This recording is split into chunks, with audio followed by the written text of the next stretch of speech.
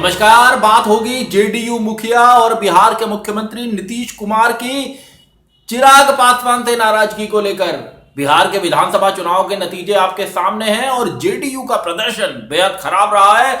JDU के रणनीतिकारों के बीच में साफ चर्चा हुई है और इस चर्चा को उन्होंने मीडिया के सामने भी रखा है। जेडीयू ने स्पष्ट रूप से कहा है कि एलजेपी की वजह से उसे 30-40 सीटों का नुकसान हुआ है, क्योंकि जेडीयू का जो ये प्रदर्शन आया है जिसमें उसकी सीटें कम हुई है, उससे उसकी सियासी हैसियत एनडीए में घटी है। ये तो भारतीय जनता पार्टी की सियासी मजबूरी है कि उसको नीतीश कुमार को मुख्यमंत्री बनाना ही है, वरना यहां पर जेडीयू के लिए मुश्किलें बहुत ज्यादा खड़ी होने वाली थी।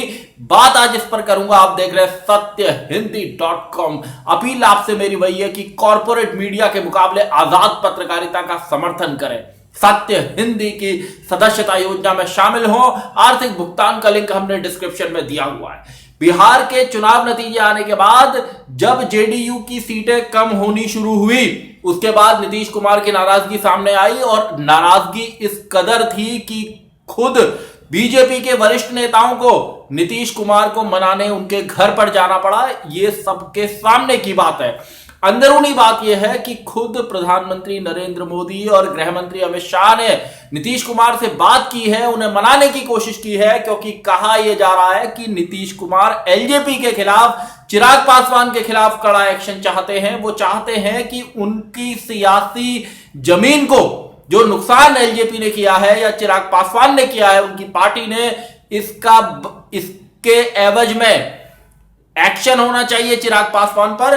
और अब जो बिहार में आने वाले 5 साल हैं, उसमें सबसे बड़ी परेशानी, दिक्कत, सवाल यही है कि बिहार के अंदर आखिर एनडीए चलेगा कैसे।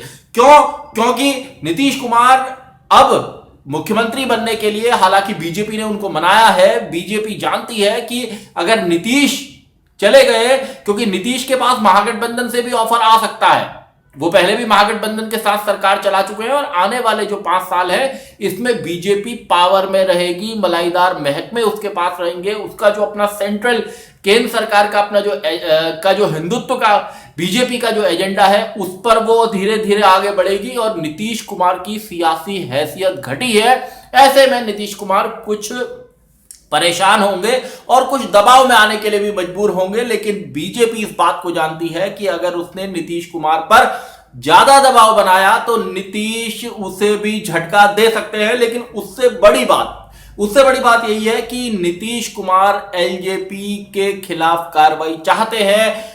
खुद नीतीश कुमार ने इस बात को कहा है कि उनकी पार्टी को डैमेज किया गया, और जेडीयू के नेताओं ने तो, बाकी नेताओं ने भी इस बात को खुलकर कहा है कि उनकी सीटों पर जानबूझकर बीजेपी के ऐसे उम्मीदवार जिनको बीजेपी से टिकट नहीं मिला, उन्हें लड़ाया गया और खुलकर जेडीयू की सियासी जमीन को खत्म करने का काम किया गया। ऐसे हालात में मुश्किलें लोक जनशक्ति पार्टी की बढ़ेंगी, चिराग पासवान की बढ़ेंगी, और देखना यह होगा, क्योंकि रामविलास पासवान के निधन के बाद एलजेपी के जो केंद्रीय मंत्री का, उसका अपना कोटा जो है, उससे 1 सीट केंद्र में खाली है। ऐसे में चिराग पासवान को मंत्री बनाना, प्रधानमंत्री मोदी, अमित शाह का इस बारे में निर्णय लेना बेहद मुश्किल होगा। हालात नाजुक है। इसी वजह से नीतीश कुमार भी जानते हैं कि इस समय उनको अपना सियासी गेम किस तरह से खेलना है, गोटियां बिठानी है। इसलिए नीतीश चाहते हैं कि एलजेपी के खिलाफ सख्त कार्रवाई होनी चाहिए, क्योंकि उन पर अपने पार्टी के नेताओं का भी दबाव है। और आने वाले 5 साल में अगर नीतीश को जेडीयू की जमीन को मजबूत करना है, तो इसके लिए उन्हें चिराग पासवान और एलजेपी के खिलाफ सख्त होना ही पड़ेगा।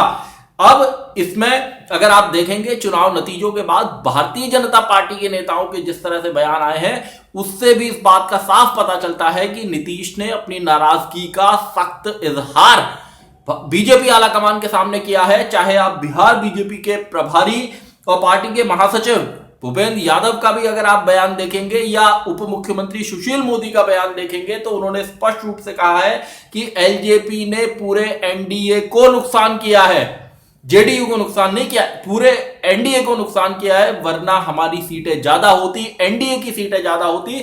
और एनडीए के पास बहुत बड़ा बहुमत नहीं है, 122 का जादुई आंकड़ा है और सीटें मिली है 125, वो भी काफी कशमकश के बाद। तो ऐसे में माना जा रहा है कि एलजेपी ने जेडीयू को तो नुकसान किया ही है, एनडीए के बाकी घटक दलों को भी नुकसान किया है, बीजेपी को भी नुकसान पहुंचाया, ये खुद भारतीय जनता पार्टी का कहना है। और इस जब चुनाव नतीजे आए और जब नाराजगी नीतीश कुमार की बढ़ी, तो उसके बाद सुशील मोदी भी पहुंचे और प्रदेश बीजेपी के अध्यक्ष संजय जायसवाल भी पहुंचे। तमाम लोगों ने नीतीश कुमार को मनाने की कोशिश की है और हालांकि माना जा रहा है कि नीतीश कुमार मान गए हैं और वो मुख्यमंत्री की कुर्सी पर बैठेंगे। लेकिन इतना जरूर है कि चिराग पासवान के लिए वो मुश्किलें खड़ी करेंगे, चिराग पासवान के खिलाफ एक्शन लेंगे, क्योंकि नीतीश इस वजह से भी परेशान है कि बिहार में उनकी पार्टी तीसरे नंबर की पार्टी बन गई है और तीसरे नंबर में भी वो बीजेपी और आरजेडी से बहुत पीछे चली गई है। ये निश्चित रूप से नीतीश इस बात को समझते हैं और वो जानते हैं कि भारतीय जनता पार्टी के सियासी कद, उसकी सीटें बढ़ने का सीधा मतलब यह है कि नीतीश की पूछ परख कम होना, बिहार में उनका सियासी कद बौना होना, और नीतीश इस सब के लिए खुद को तैयार भी कर रहे हैं कि आने वाले 5 साल में अगर बीजेपी संख्या बल में ज्यादा होने के कारण फैसले लेने में या सरकार के कामकाज में उन पर कहीं दबाव बनेगा, तो वो किस तरीके से अपनी चुनावी बिसात सजाएंगे या वो किस तरीके से आगे 4-5 साल का कामकाज करेंगे। हालांकि नीतीश के पास महागठबंधन का, जैसे मैंने कहा, कि विकल्प खुला है, क्योंकि बीजेपी को बाहर रखने के नाम पर आरजेडी उन्हें भी बाहर से समर्थन देकर 5 साल तक मुख्यमंत्री बनवा सकती है, या बीच में कहीं कोई खटपट होती है तो तब भी ऐसी स्थिति आ सकती है कि आरजेडी उन्हें समर्थन का ऑफर करे, मुख्यमंत्री बने रहने दे।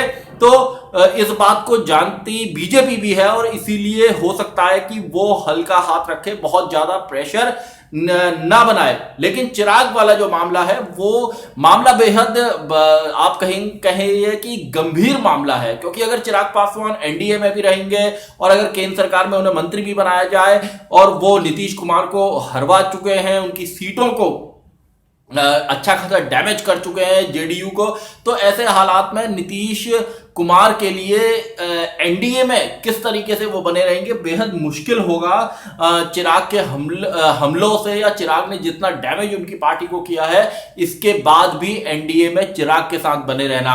हालांकि चुनाव से पहले उन्होंने बीजेपी के तमाम नेताओं से ये बयान दिलवाए कि अब वो हमारे एनडीए का हिस्सा नहीं है, लेकिन जितना नुकसान जेडीयू को हुआ है बीजेपी से, जो उसकी 31 सीटें कम आई है, इसके बाद पूरी तरह से नीतीश कुमार ये भरोसा चाहते हैं कि चिराग पासवान को एनडीए से निकाला जाए, हटाया जाए, उनकी विदाई की जाए।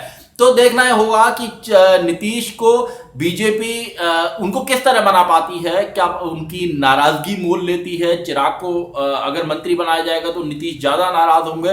तो आने वाले 5 साल बिहार की राजनीति में बेहद कशमकश वाले हैं और बीजेपी चिराग पासवान को भी नहीं खोना चाहती, लेकिन नीतीश को तो बिल्कुल नहीं खोना चाहती, क्योंकि चिराग के पास इतनी सीटें नहीं है कि चिराग के साथ मिलकर वो बिहार में सरकार बना सके, जबकि नीतीश के पास इतनी सीटें हैं कि वो उसके साथ मिलकर सरकार चला सकती है। तो बहुत थिन मेजॉरिटी है, बहुत हल्का बहुमत है एनडीए के पास भी, और इधर महागठबंधन के पास 110 सीटें हैं। तो आने वाले 5 साल कशमकश में रहेंगे, कुछ विधायक इधर उधर होंगे, तो सरकार के टूटने का खतरा, नाराजगी में बड़ा मुश्किल हो जाएगा। और जीतन राम मांझी तो नीतीश कुमार के साथ है ही, उन्होंने कहा है कि वो एनडीए के साथ नहीं है, वो नीतीश कुमार के साथ है।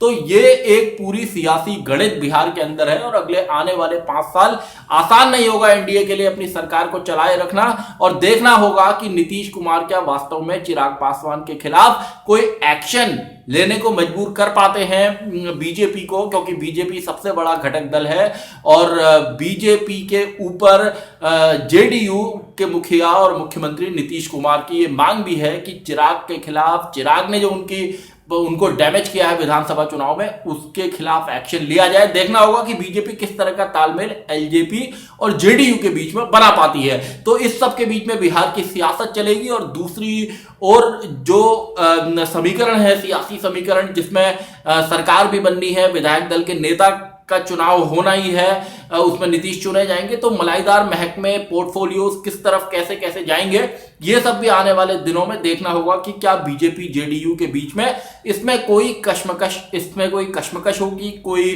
भिड़ंत होगी। क्योंकि आपको याद होगा 2019 के लोकसभा चुनाव के बाद जब केंद्र की सरकार बन रही थी, मोदी सरकार पार्ट 2, उस समय जेडीयू ने उसमें शामिल होने से इनकार कर दिया था, ये कह के कि उनको जो सांकेतिक प्रतिनिधित्व नहीं चाहिए। और उसके बाद जब नीतीश कुमार ने अपने कैबिनेट का विस्तार किया था बिहार में, तो बीजेपी के लोगों को शामिल नहीं किया था, तो तब उस समय थोड़ा सा टसल देखने को मिला था। लेकिन अब विधानसभा चुनाव हो चुके हैं, हालात ये है कि बीजेपी और जेडीयू को साथ मिलकर सरकार चलानी है, और देखना होगा कि एलजेपी का जो फैक्टर है वो बीजेपी के लिए कितनी मुश्किल खड़ी करता है। और क्योंकि नीतीश चाहते हैं कि उनके खिलाफ कार्रवाई हो, और इस सब के बीच में आने वाले दिनों में बिहार की सियासत में कुछ उलटफेर होने की आशंका बनी रहेगी, या आने वाले सालों में भी ऐसा हो सकता है।